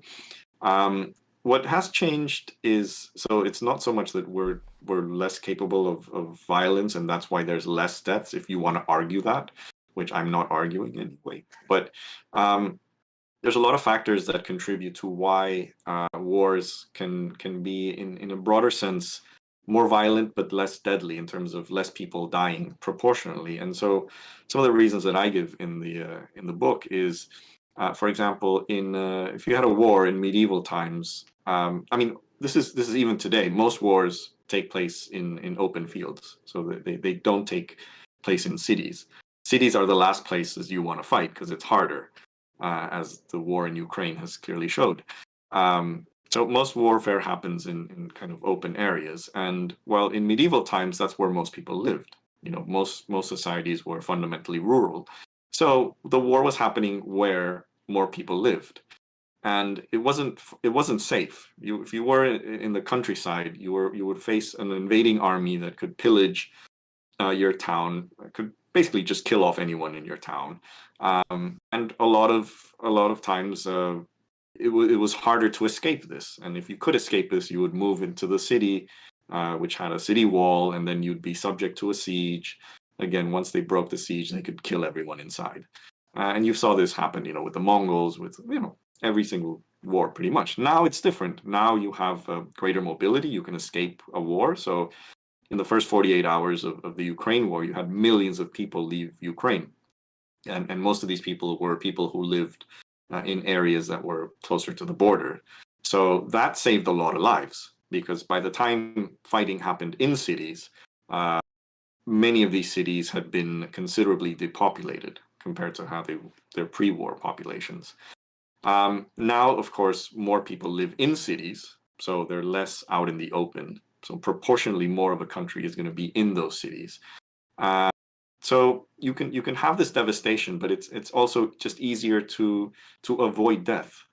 You also have obviously much better sanitation, much better medicine, much better organized civil defense. So these things I would not necessarily say are the product of enlightenment. I would say they're a product of technology. The fact that we have better medicine, we have this kind of more organized state that could take care of its people. So if you look at the numbers, I was looking at some estimates of the artillery expenditure by Russia in the current war, apparently higher than the Allies in the Western Front during World War One. So that is insane. That just tells you just how intense the actual volume of firepower that has been used in the Ukraine war. And yet, if you look at the civilian casualties, yes, they are high. We don't know the numbers yet. We won't until the war is over. But they're certainly not as high as you would expect if this had been a medieval siege, relative to the whole population. So yeah, that is even for example, during the world wars, you had the annihilation of cities like Dresden, etc. But if you look at the amount of people who died in them, it still seems low compared to the utter devastation that you had, the physical devastation. And I would say there are other aspects that do make war like incredibly deadly, in the sense that there's a lot of indirect means of warfare that often affects civilians. So, for example, the British blockade of World War One, which by the end of the war was causing Germans to starve. So this kind of warfare can be incredibly deadly. But even then, there are still ways to kind of escape that. But so I think that sort of tells you why it can be more brutal, but at the same time more deadly, in the sense that less people die. And I think what Pinker wants to present is this idea that war is somehow a bit more noble, when it really isn't. And I think the barbarity that you see in terms of like the Russian way of war, and the way that they've behaved in Ukraine, and I'm not just talking about the war crimes, but I'm talking about the way that Russia fights wars, which is, this is a very artillery heavy army that loves sieges, and this just loves basically leveling everything that's in front of it, and doesn't care if it takes months to do it. So this kind of warfare can be incredibly brutal and incredibly violent, and yet still we are seeing much less people dying than in wars before. But I wouldn't. So Pinker, I think, if he wants to just run the numbers, yeah, he's right. But he needs a theory of why that's happening. And I don't think his idea that enlightenment is making wars more civilized, I would say, holds any truth to it. No, I mean, yeah, you're reducing Dresden to rubble, even if the civilian population were more able to evacuate than they would have been 100 years earlier, is not a sign of the better angels of our nature or of enlightenment values, right? It's just like a sign that war has changed, and you're still completely, set on destroying a city and killing whoever you happen to kill. It's just that the people are better able to escape. That's not evidence of some kind of mystical trend that's guiding us to be better. that was like the deliberate policy, like the Royal Air Force at least. Their deliberate policy in bombing German cities was to create as much civilian disruption and death as possible that Germany would surrender. So how is this any different than the Mongols marching in and wiping out an entire village? It's kind of the same thing. It's sort of war by terror. Um, and yeah, you can actually argue that this was a war crime. Yeah. It's just obviously the Allies won, and obviously compared to what Germany did during World War II, it's sort of not nearly as bad, I would say. But in sort of looking at it objectively, that's horrific way of waging war. Same with the blockade. Absolutely. Yeah. I mean, it's interesting. So you've mentioned Ukraine, you've used it as an example a few times, and you've also mentioned Nicholas Taleb, and I think the two are quite related because, this idea of the long peace, which is 70 years, which actually isn't that long, statistically speaking, in terms of human history. Pinker kind of extrapolates from this trend that we're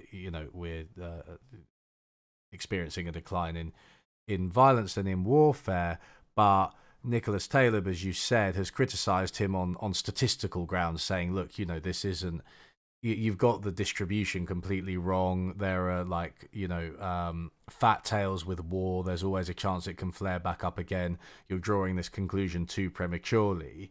And then we had, the Russian invasion of Ukraine, which seemed to be, it hasn't spiraled out of control yet in a global sense, but it did seem to be a confirmation of this, that, you just can't jump to conclusions too much. And I do think Pinker, I forget exactly what he said when Russia first invaded Ukraine. I do remember it being particularly obtuse. I think it was something about how Russians don't really support the war, so therefore it doesn't count. Or he was trying to spin it into the new Optimist narrative, but it was very. I mean, I think even his fans were a bit like, "All right, shut up, Stephen."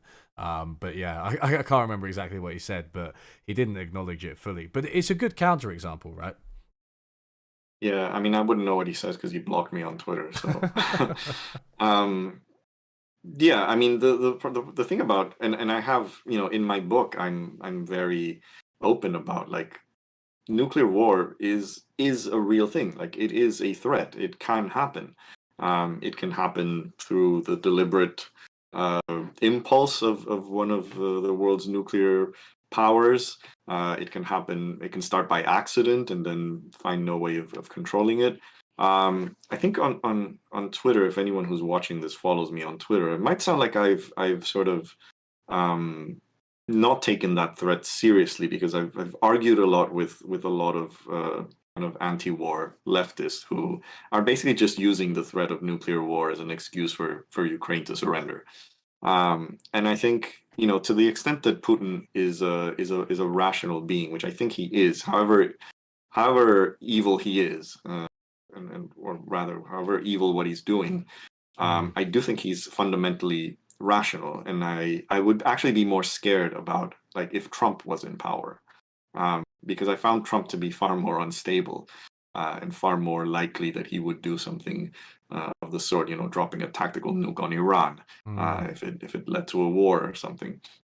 But it is a real threat, and I think it's something that people like Pinker just assume that it's not going to happen, that it just can't happen. And all these things you can assume are not going to happen until they do. And I think what to some extent, the possibility of a nuclear war is something that we can't really. There's nothing we can do about it. If one starts, uh, what could we have conceivably done? Anyone else who wasn't the country that first launched the nuke? There's not much you can do. You can take your steps to kind of prevent that from happening or lead to a situation where that might happen, but ultimately you're not in control of whoever starts it, and especially if it's an accident. And in my book I list I think that chapter actually starts with an anecdote of the Cuban Missile Crisis, where it came very close for a Soviet submarine to launch a nuclear torpedo against the U.S. Fleet. So that could have started a nuclear war.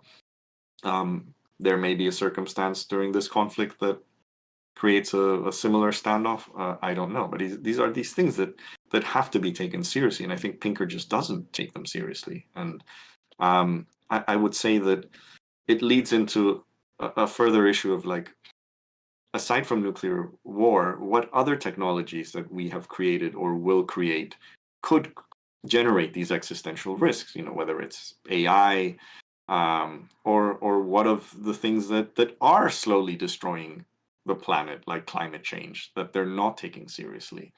So, yeah, his narrative is just not conducive to creating a system. And when I say like, what can we do against the nuclear threat?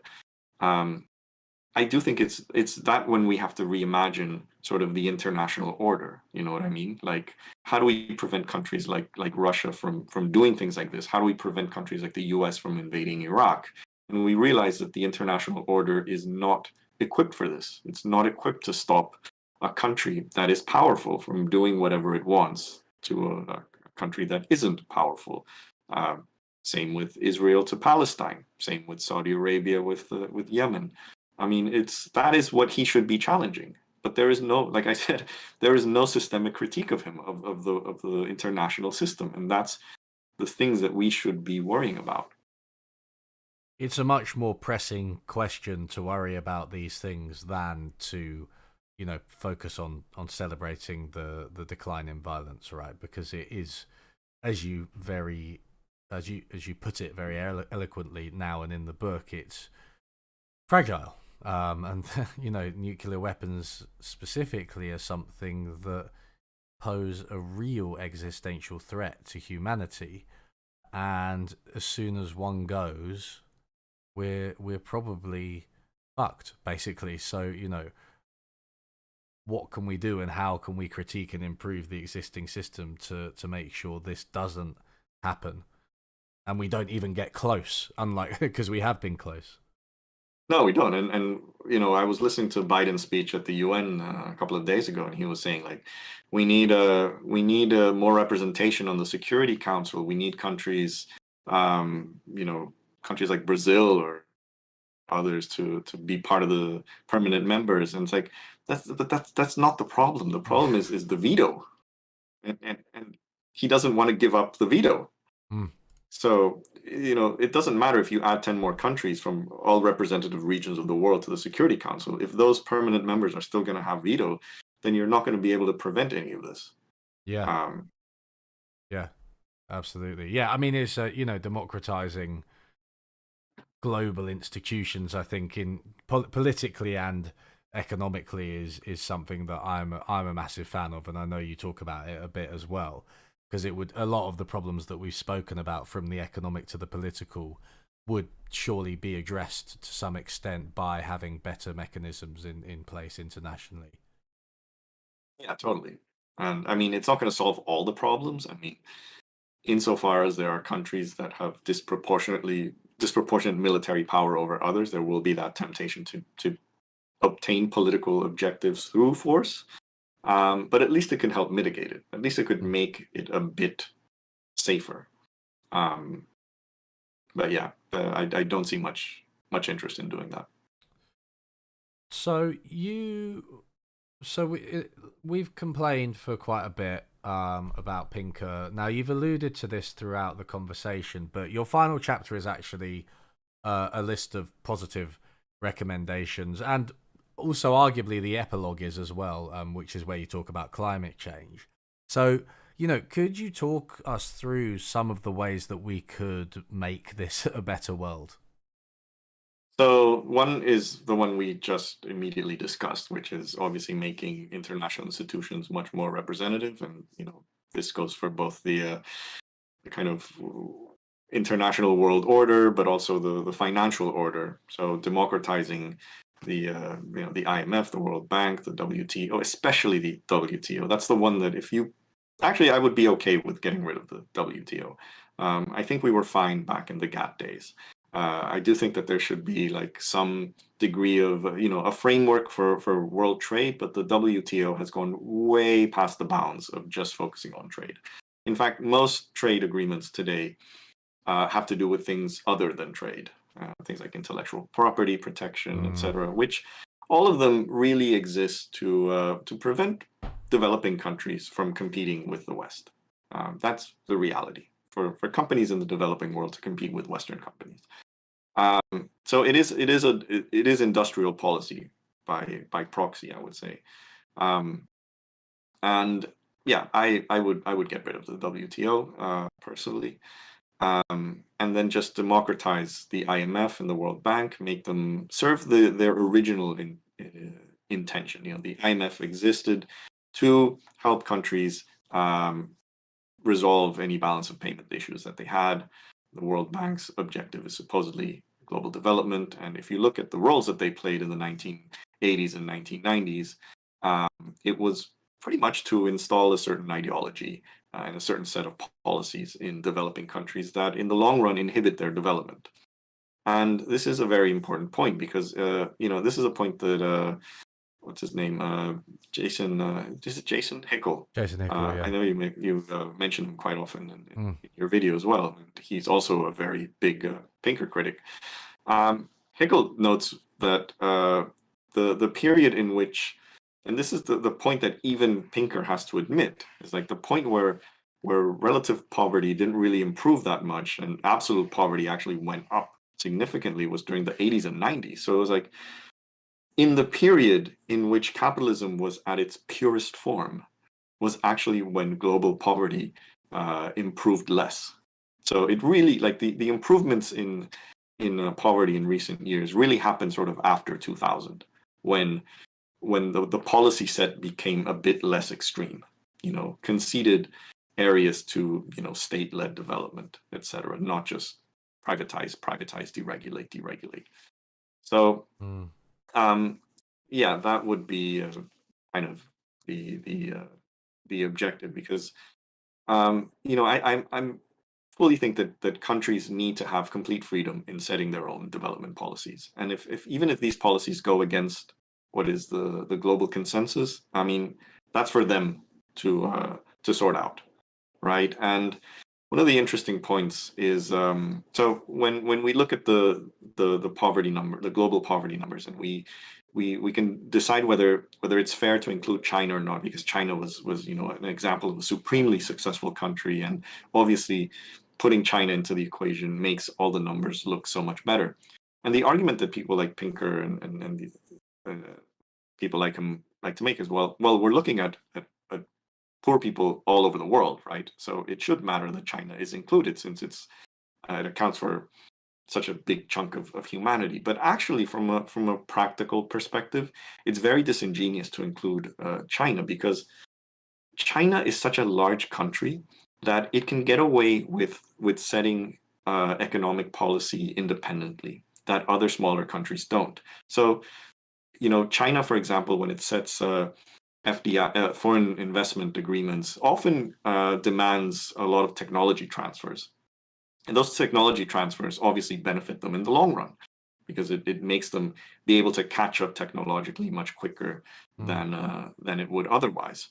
So the leverage that China has is that it's such a huge market that it can convince any company to give to offer technology transfers if they want to invest in that huge market.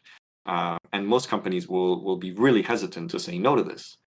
Whereas a smaller country will not have that leverage. If you're a country of 20 million people, 30 million people, and you want the same kind of technology transfers that China's demanding, the foreign companies are just going to say, well, screw you, we're not going to do it. So China has had some advantages in developing purely because of its size. Then it wouldn't be comparable if, say, we were talking about 20 separate countries of 50 million people, or whatever. So I do think that it does matter, including to include China. Like, there has to be a little asterisk there, and say, well, this doesn't represent the opportunities that the average developing country has. So That's actually, anyway, I have to say, I never actually heard that point about China articulated in that way. It's a really good point, because I mean, arguably India can do something similar, and a lot of the progress has been concentrated in India as well. It's worth saying, not as much as China, but you know, outside of those two massive countries, how are you going to pursue as aggressive a set of policies, because they just they're more enthralled to global capitalism and to Western corporations and Western trade deals, and the WTO that you were talking about and everything like that. These poorer countries, they have less power, so democratizing these institutions is one way to give them at least some more. Yeah. And then the other points that I make in that chapter, I mean, are pretty much related to basically worker representation and worker democracy. I'm a big fan of that. That is really when I come out as a socialist, because I'm more of a market socialist. I don't believe that we should have a command economy or any of the other things and I'm also not a communist that thinks that we should live in a stateless society. So I do think that the state has a very important role to play in society when it's well run and efficient. Um, but I do think I'm a big fan of any sort of worker representation, whether it's things like, from the basic level of just a unionized society. I think that's a basic thing. And it's telling that in Britain, despite the disruption that a lot of the recent rail strikes have been causing, people seem very supportive of them, and I think that's actually a really good thing. That they realize that, hey, actually, it's actually good to be unionized. Like they have your back when you need it. So definitely, at the very least, a unionized society and a government that is willing to, this was kind of the Nordic model, wasn't it? Governments that sat down with unions and rather than antagonize them like in the Anglo-Saxon world. I would obviously go further. I would want some degree of worker voice and vote in company affairs. I mean, my issue with capitalism is primarily through the institution of the corporation, which I think is an authoritarian institution. I mean, you have none of the rights that you have politically exist when you are in your workplace. And I think that if we can transform workplaces into being legitimately democratic, I would think you would have many less of the excesses that you have now when they are just privately run. So some degree of worker democracy, kind of, sort of like you have in Germany with co-determination, for example. But I would go further, and I would say that you really need worker ownership to some extent. I would be a fan, obviously, of companies being worker-owned, entire worker-owned economy.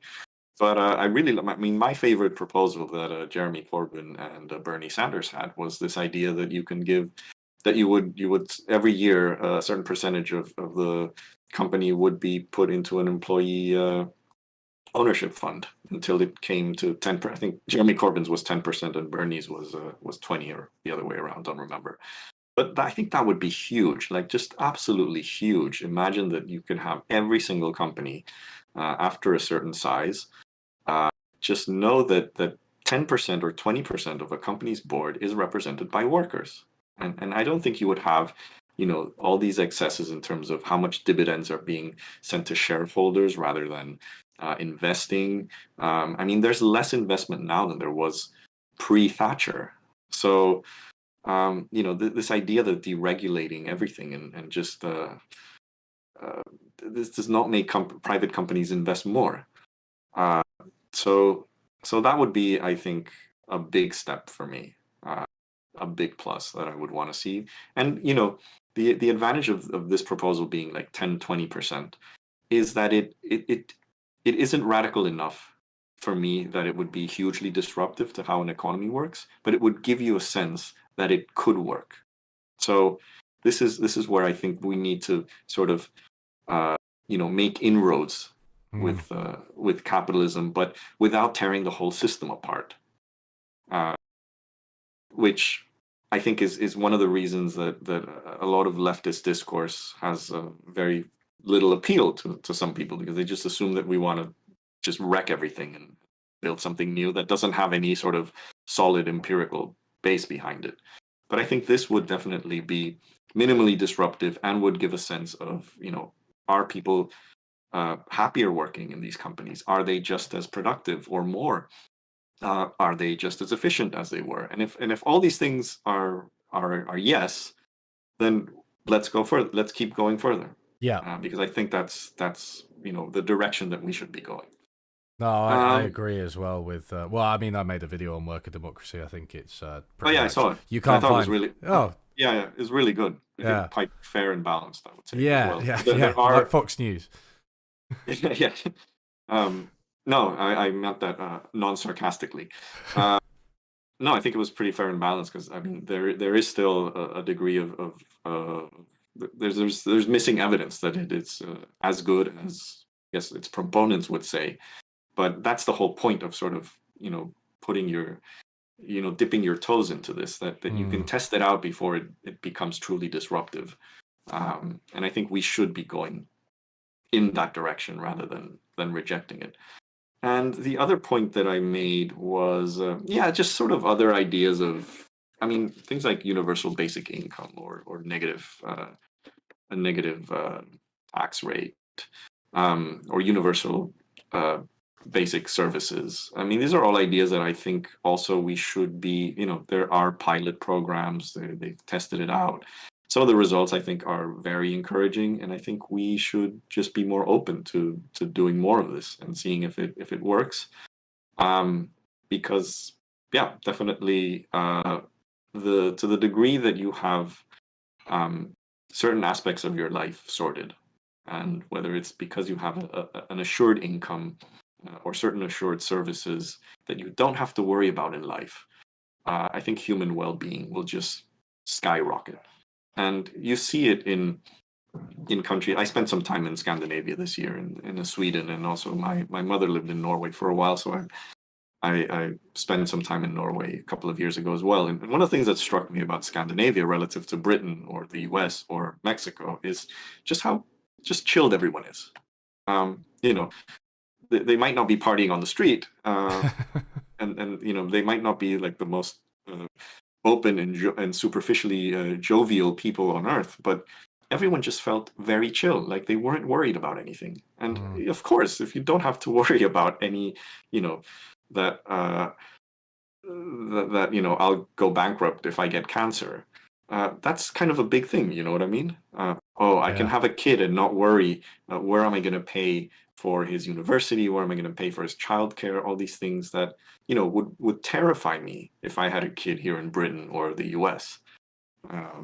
So yeah, I want that kind of society, one in which people find less things to worry about in life, and then can concentrate on the things that do bring value and meaning, and we can go into a more philosophical discussion of what is the purpose of life in this sense. Is it to just work and work and work, get the biggest house that you can with the three-car garage, and no, and I think we can usher in an era of human flourishing if we are able to reduce the thing, guarantee the things that make people worry about life, and give more time for people to do things that they enjoy. And back to which I quote the famous Keynes essay on opportunities for our grandchildren, where he said that people would be working 15 hours a day in the future. Yeah, I would want a future in which people work 15 hours a day. I would see, if automation creates that ability of human beings not working that much, why not? But under capitalism, that's not going to happen. What you're going to happen is just massive unemployment. Mm. So I think back to the original meaning of what progress is, I would like progress to be that all this new technology will give us more opportunities for leisure, for human fulfillment, and just make life more enjoyable for as many people as possible. I completely agree. These ideas, UBI, democratizing international institutions, worker democracy can show people what a better world can be like, and they can make people better off, both in an objective and a subjective sense. And then, then we can start to have conversations, as you said, about what what life is about, and what a good life is, and how we find meaning and purpose and things like that. So yeah, Rodrigo, thank you very much for coming on. Did you have anything that we missed, or did you want to plug your book and your channel again before we finish? Yeah, sure. So the book, as you mentioned, is The Glass Half Empty. You can buy it on, I think it should be on Amazon. But if you rather buy it directly from Repeater Books, which is the publisher, probably better so you don't give Amazon more money. Um, and yeah, Progressum TV is the YouTube channel, which, like I said, I'm currently making videos a bit erratically, not every day or maybe once or twice a week. But I will get more into the channel maybe in the next month or two when I'm a bit more settled because I'm actually leaving London permanently in 3 weeks. So I gotta sort out a lot of stuff. But yeah, and just follow me on Twitter as well. It's R Aguilera MX. I get angry a lot on Twitter. You've been warned. Who doesn't? Um, Who well, doesn't? yeah. But yeah, if you like the very frequent misanthropy and sarcasm, coupled with the occasional hot take on things, and a lot of Ukraine war coverage, because I'm really following that a lot. No, I follow you on Twitter, and I can recommend it for all of those things. Okay, so thanks everyone, and I guess I'll see you all in chat next time. See you.